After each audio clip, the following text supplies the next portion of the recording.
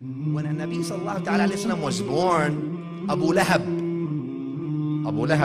the one who's a big ayah, and big in its meaning, was revealed.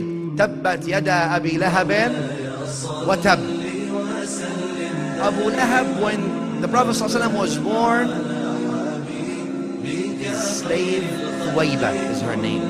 Thuwayba came running to Abu Lahab, telling him, "Oh master, I have good news for you." He says, "What are the good news?"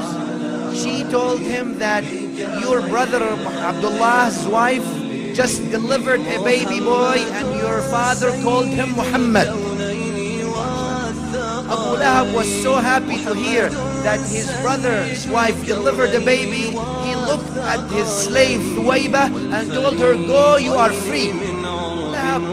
Abu Lahab will have an easement, will have a break from all the punishment for the crimes he committed because of being happy for the birth of Rasulullah sallallahu alaihi wasallam. Ibn Nasr al-Din Dimashqi says this. He says, إذا كان هذا كافرا جاء ذنبه وتبت يداه في الجحيم مخلدا أتى أنه في كل اثنين يخفف عنه للسرور بأحمدا فما الظن بالعبد الذي طوال عمره بأحمد مسرورا ومات موحدا.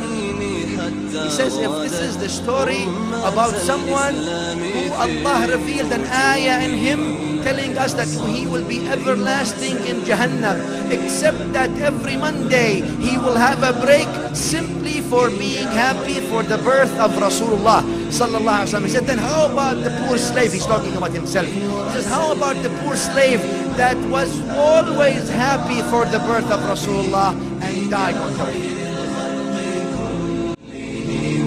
حبيب الله رسول الله إمام المرسلين حبيب الله رسول الله